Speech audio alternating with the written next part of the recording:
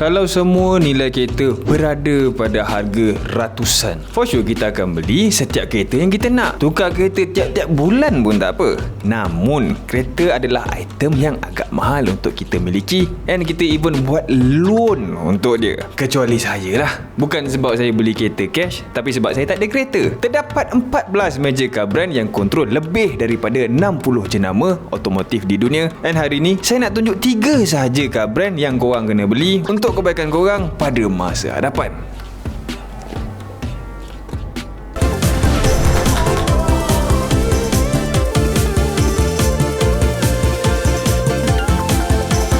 Antara 3 kereta ni, agak-agaknya korang punya brand termasuk tak? Termasuk ataupun tidak? Beli Aerilavia Air Freshener. Datang dengan 4 pilihan haruman, Aerilavia Air Freshener mampu bertahan sehingga bulan kedua dengan 1 tunggangan seminggu. Kita boleh berada di dalam kereta yang paling baik di dunia and still tak boleh go dengan bau kentut mahu pun durian.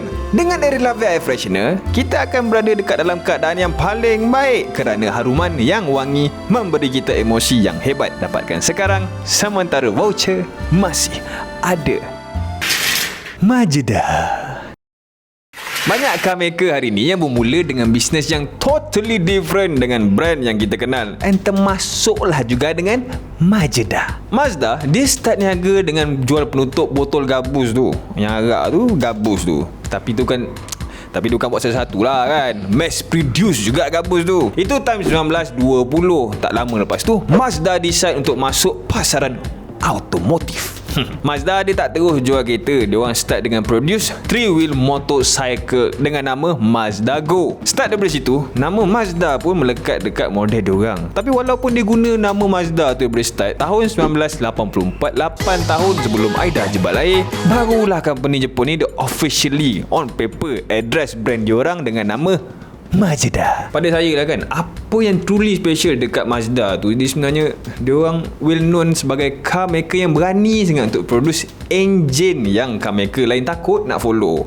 Salah satu engine tu adalah rotary.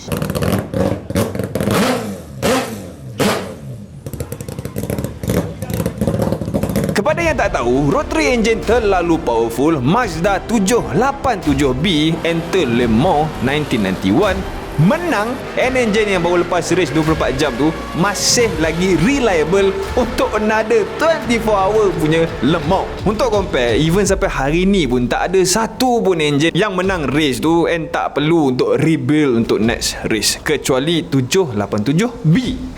Another achievement, engine ni dia kena ban untuk tahun berikutnya sampailah hari ni. Maknanya engine ni dia overpower sangat daripada engine lain yang membuatkan kompetitor komplain pasal dia. Last kena ban. Itu maknanya power tu. Rotary engine ni signature dia tak pakai piston but Wankel rotor yang berputar 360 darjah instead of piston yang move atas and bawah. Piston yang bergerak atas bawah tu maknanya dia ada time untuk stop dekat top end dengan low end. Betul? Wankel rotor dia berpusing 360 darjah tanpa dia stopping pun. Sebab tu senang-senang je dia nak sampai 10,000 RPM dan ke atas. Saya ni kan, akulah actually kan, gila tu sebenarnya rotary engine tu. Kalaulah saya mampu untuk spend duit untuk minyak dia saja tu, memang kat lama dah. Tapi tak ada duit. And next engine yang Mazda commercialize yang korang tahu hari ni, Skyactiv. Skyactiv ni dia bukan semata-mata engine je nama dia, but rather powertrain technology, termasuklah transmission, handling and chassis. Skyactiv X engine, for example, ada compression yang sangat tinggi, 16.3 ratio 1 static ratio, extremely lean air fuel mixture. Ini yang buatkan engine ni dia ada better fuel economy, and dalam masa yang sama 20 to 30% better output. Kalau nak cerita banyak pasal enjin Skyactiv ni, sekarang 80 minit ni tak apa. As for now, untuk Malaysian punya market and even global pun, Mazda CX-5 dinobatkan sebagai Mazda yang paling banyak terjual tahun 2020 and 2021. Compact SUV ni dia outsell CX-8 yang lebih besar and CX-3 yang lebih kecil, Mazda 6 and even Mazda 3. Honda.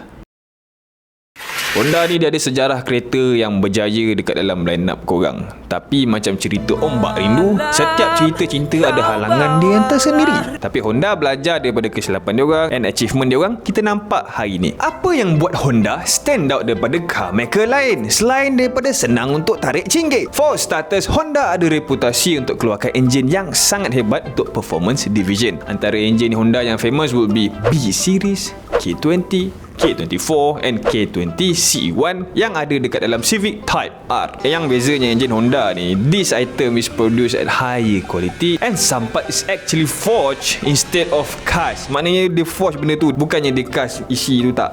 Sebab tu enjin dia orang senang nak buat force induction. Once kita dah bantai pun enjin dia tu sampai limit, ring dia, seal dia, memang dia akan burn. Tapi parts tu sendiri dia still akan bertahan kuat. Dua main performance platform adalah B Series dengan K Series. Macam B Series tu dia dah ada banyak variation dah pun throughout the years, dengan first VTEC system at some model. Banyak teknologi yang Honda innovate dekat dalam engine lineup, tapi yang paling famous would be VTEC. VTEC ni kalau nak senang, dia function untuk allow efficiency at higher performance at high RPM and lower fuel consumption at lower RPM.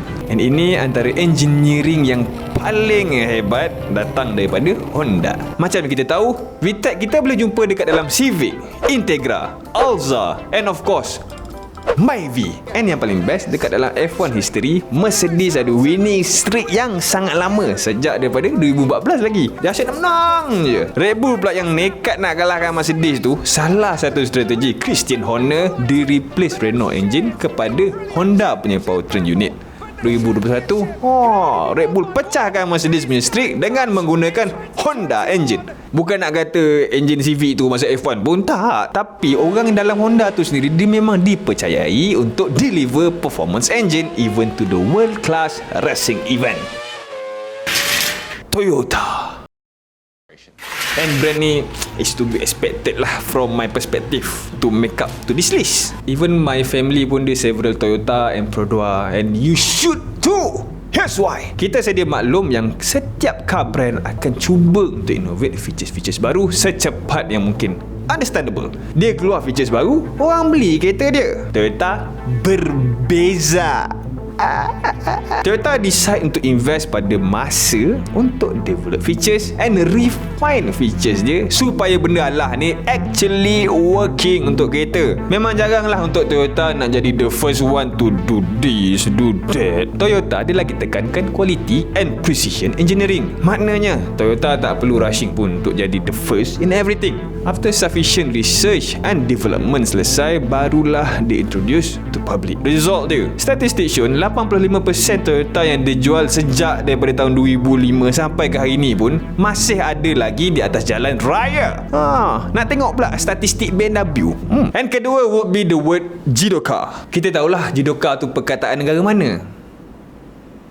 Sweden. And word Jidoka tu dia dah implement dekat dalam production Toyota. Jidoka kita translate as automated with human intelligence. Panjang maksud dia. Word ni terbagi kepada dua, mechanical Jidoka and human Jidoka. First, involve dengan ability untuk design equipment yang boleh identify problem, bagi alert pada problem and automatically stop production if needed. Benda yang sama juga dekat dalam human Jidoka adalah operator yang assemble kereta tu sendiri and still akan stop production andai kata operator tu dia perasan ada apa-apa isu semasa bekerja. Nampak macam kontraintuitif, tapi dia sebenarnya membantu untuk make sure yang tak ada lagi kereta lain yang akan terlepas daripada quality control and make sure sebuah kereta tu dia punya isu selesai. Dari situ dia pun evaluate lah isu yang timbul supaya same problem won't happen again. Production tu slow, tapi better lah lagi daripada kereta car brand yang yelah dia keluar defect waktu.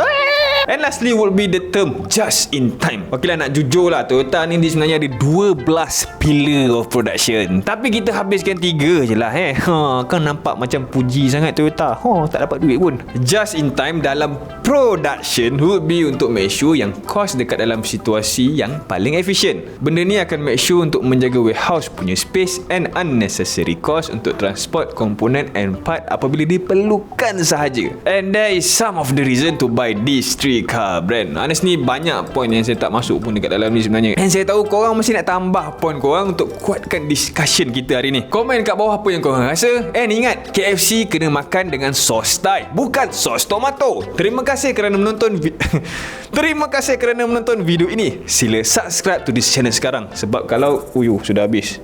Sebab kalau tak subscribe to this channel, kan terlepas pula video lain nanti kan? Subscribe lah woi.